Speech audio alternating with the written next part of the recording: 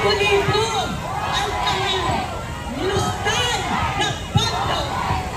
Samantala, ang ating mga kababayan, marami sa atin na hindi na nakakaroon.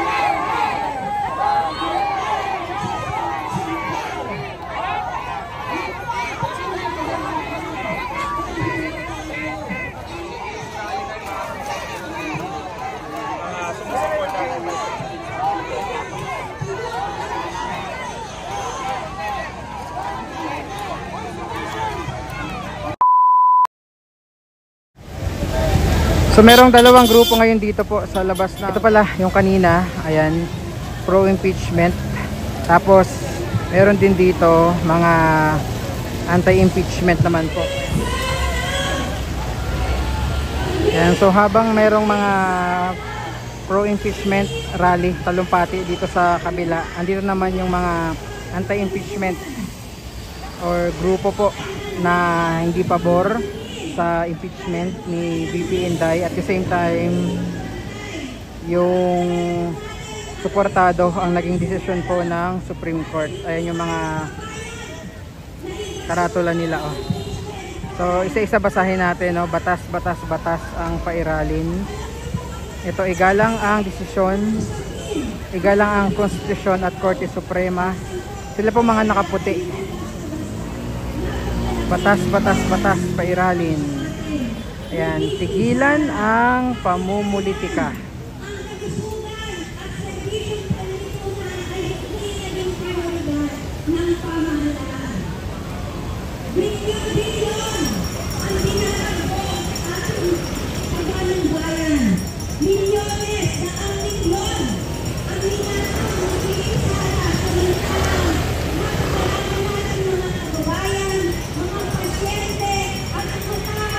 Okay naman po, no, wala namang gulo or alitan sa pagitan ng dalawang grupo. Ayan. Sa kabila, ayan, magkadikit lang yung dalawang grupo dito. So, pero yung mga pagkakasama yan, mga ginagawa sa taong bayan. Hindi na maganda. Hirap na kami. Hirap na kami. Walang kwenta. Hirap na kami. Hirap na kwenta. Marami dapat buka ba? Marami na kami talagang lakit ang politiko po. Kung ano binibigta nila sa ating Vice President.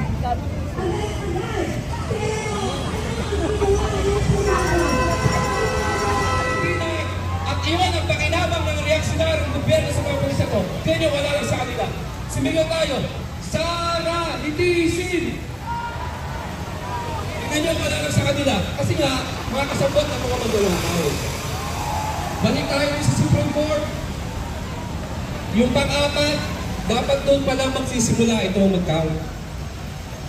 Kaya, mga kababayan, malinaw, makatwira ng ating mga panawagan na dapat panagutin si Sara Duterte sa kanyang mga ninakaw sa kaban ng bayan. Malinaw sa ating saligang batas ang sinasabi sa mga salita.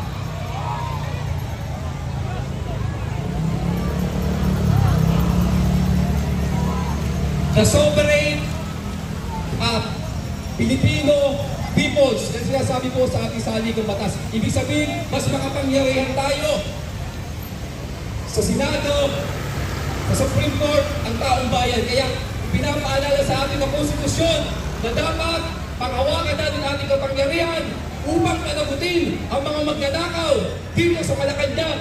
Muli, isang mawalang na pagbati, mabuhay ang mga nakikibakang mamamayan. Maraming salamat. Convict! Convict! Convict! Sara now!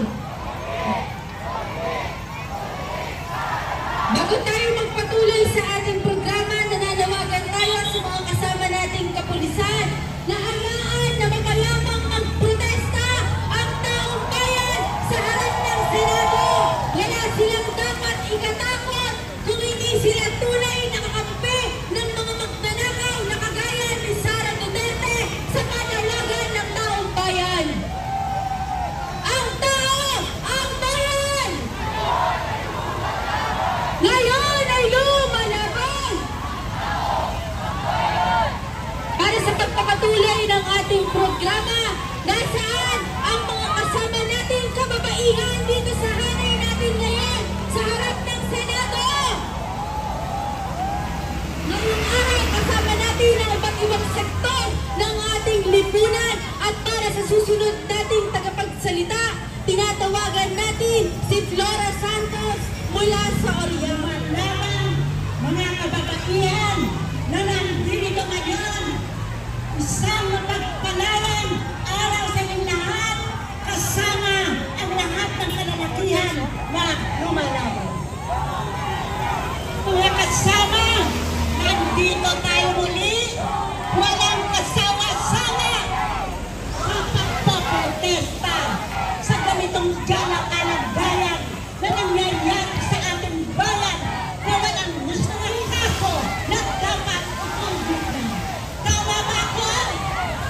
Yan ang dapat gawin kay Sara. Dahil unang-una, libo-libo ang kanyang nilustan na bando.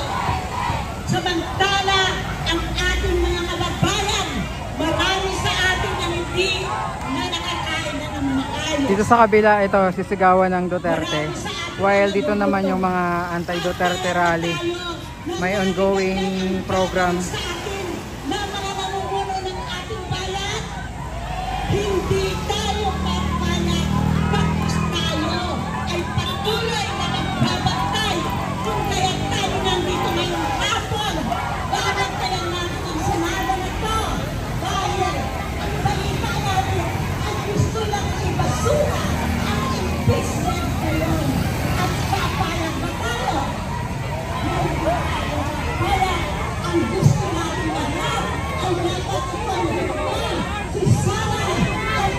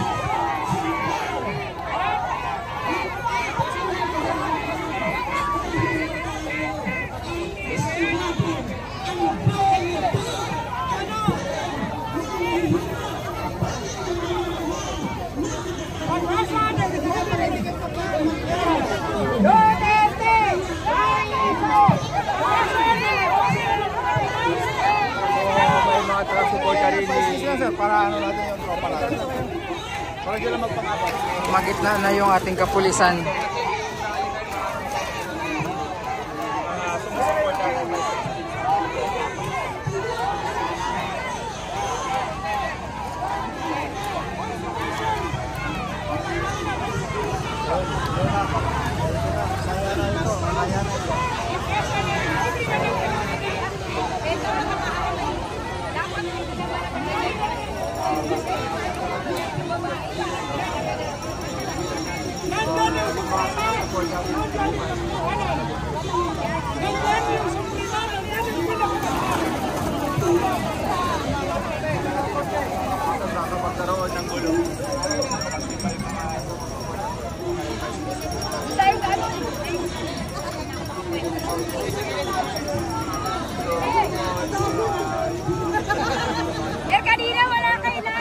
Pumagitna na yung kapulisan kasi nagsisigawan ng Duterte dito.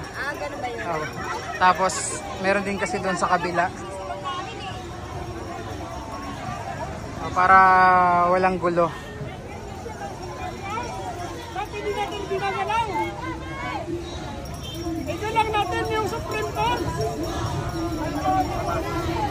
Lahat tayo nag-aaral. Alam natin yung bylaws, alam natin yung presentation. Kami po ay hindi kami binabayaran.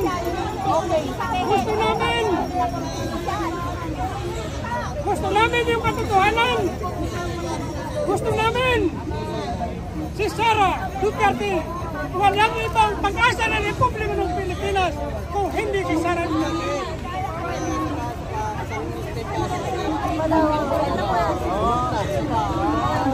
Wala na ko yan.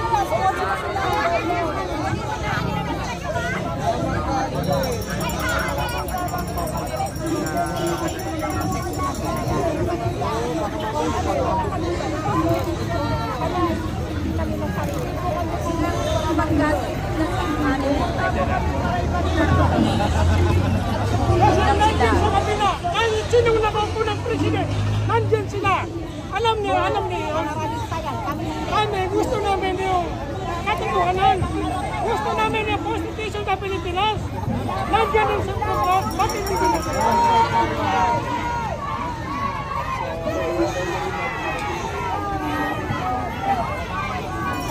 Pag nangapo na si Sara Duterte, damit na kayo. Bakit na? Bakit na sila kasama talaga? Mamaya ka na ito magpina. Ngayon naman po si Duterte kahit Ano magkipagkutan pa yung alin ng batas? walang mangyayari sa inyo. Ano ngayon? Pag sumagot kayo ng jeep, pag may dala kayong cellphone, wala na. Nandyan yung mga umag. Nandyan yung mga drugista, mga drug. Nandyan na sila lahat. Bumalik na, lumitaw na sila lahat. Pag nakaupo si Duterte, nakaupo si Sara. Wala, hindi pa nakaupo. Palitan sila. Yung matataas pa sa atin. Alam mo na ginagawa kasi para makakatala na sila. Sayang! Sayang! Sana magkagasa tayo sa katotohanan. At saka hindi kami pumunta dito para magkikipag-away. Yung hindi nakakalam ng pag-asa ng Republika ng Pilipinas. Si Sara Duterte talaga yan. Wala si Duterte. Nandiyan na yung mga drug. Nandiyan na yung mga robot. Nandiyan na yung mga hudapper. Anong nangyari sa Pilipinas? Sana nawala kayo.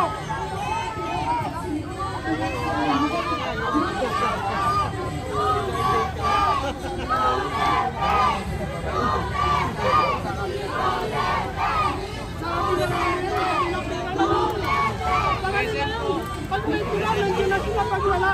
Hindi katulad sa Duterte talaga. Mga senador, hindi lahat na senador. Yung 4 na senador yata, mga kurakot yan. Gumagawa, may mga ambisyon pa, magiging president. Wala. Magtanong kayo kahit dan sa lusok ng Pilipinas. Sa buong mundo. Sana kasi alam nila yun. Hindi kami nakikipag-away. Gusto namin kayo talaga si Sara. At saka gusto namin igalang yung Constitution natin.